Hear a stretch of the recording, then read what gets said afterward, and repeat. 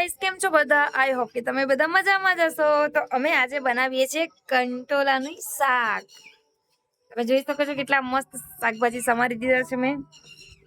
અને અમારી મેરી છે ને, તેના પપ્પા દિવાલની પેલી સાઈડ છે, એટલે મેરી બોલાવે છે. આ બાજુ જોવું છે, મેરી બોલાવો તો.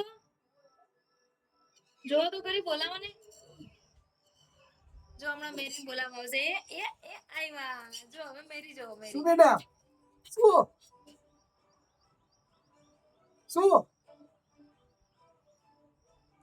નહીં બોલાવતા? કોઈ નહીં બોલાવતું મારી છોકરીને. સારું, ચાલો આપણે જઈએ. ચાલો.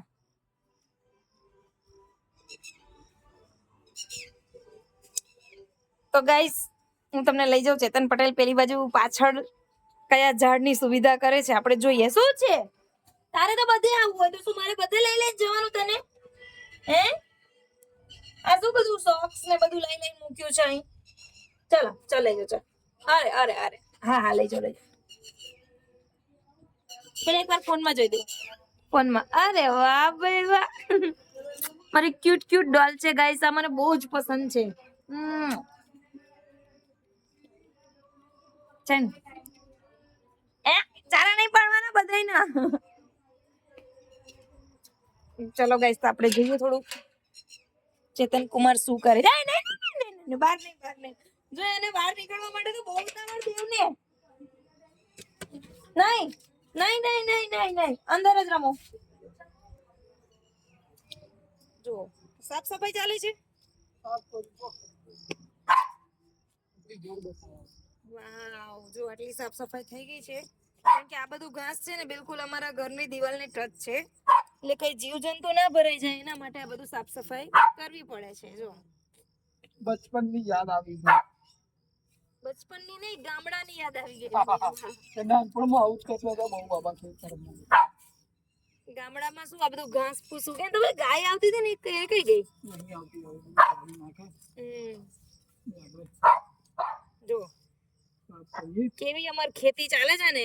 કોઈ દિવસ રોપવાનું ચાલતું હોય તો કોઈ દિવસ ખેડવાનું ચાલતું હોય તો કોઈ દિવસ આને શું કહેવાય? ઘાસ કાઢવાનું શું કહેવાય? સાફ સફાઈ. હા, કોઈ દિવસ ઘાસની સાફ સફાઈ ચાલતી હોય.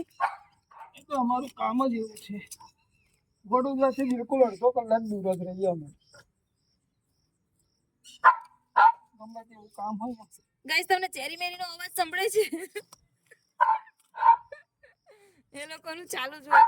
બારે આવવું હોય બસ, મમ્મી ને પપ્પા બહાર નીકળ્યા એટલે અમારે જવાનું બહાર. ગાઈસ, જો આમ લીમડા ને કેરી ને આમ કેવું દેખાય. અમાર બાજુ ઝાડ જોવો ખાલી તમે. આમ ખુશ થઈ જાય આમ જોવો. સૂર્યમુખી રોપ્યા જો. કઈ? હા, જો આ સૂર્યમુખી રોપ્યા બધા. જો મોટા થશે. પછી આ બી બહુ મસ્ત થયું હે ને. જો આને અમે નાના હતા ને તો સ્કૂલમાં આને શું કે વિદ્યા કહીએ. પાછા સ્કૂલના જઈએ ને એટલે પેલું નોટ કે ચોપડાના પેજ હોય ને એની વચ્ચે આને મૂકીને જઈએ, એવું કહીએ વિદ્યા આવે. હવે એ તો ખબર નહીં, પણ હવે બધા બાળકો કે એટલે આપણે બી જોડે જોડે કહેતા હતા. જે કે એ ટાઈમે તો આપણે બાળક જ હતા. પછી જો આને શું કહેવાય? ચલો મહેંદી શું કહેવાય? એને કઈક ઝાડ કહેવાય છે, પણ એને થોડું આમ રોગ આવી ગયો છે. પણ આને અમે કાઢતા નથી. એનું કારણ છે કે આમાં છે ને પક્ષીઓના બચ્ચા છે, જેમ કે બ્લેક કલરની ચકલી છે, પછી કાબર છે, એવા 2-3 જાતના બચ્ચા બી છે. હું તમને બતાવું, કદાચ દેખાય તો. એક મિનિટ. હો જોઈ દો માળો. બસ જો દેખાશે નહીં તમને લોકોને. રહેવા દો, આપણે એ લોકોને ડિસ્ટર્બ નહીં કરવા. હજી જો અહીંયાથી અમારું ઘર દેખાય બિલકુલ નજદીક.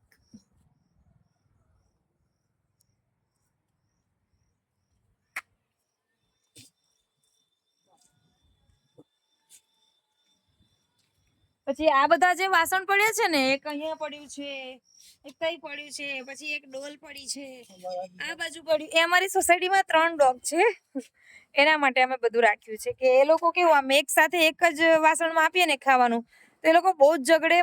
એટલે અમે ત્રણેયને અલગ અલગ આપીએ, પ્લસ એક પાણીનું વાસણ પણ મૂકીએ. શું થયું? હા, જો આ ગલકા નીકળ્યા છે. જો ગલકું નાનું છે. જો આ વેલા ચડ્યા છે બધા ગલકાના. દાંતરડું. मेरा हथियार है, मेरा अभिमान, मेरा स्वाभिमान। दातरडું।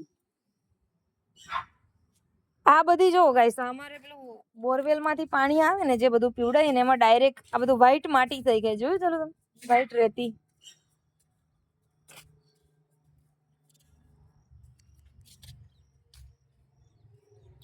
સારું ગાઈસ ચલો મળીએ નેક્સ્ટ બ્લોગમાં. બાય, જય શ્રી કૃષ્ણ. બાય કહી દો પટેલ.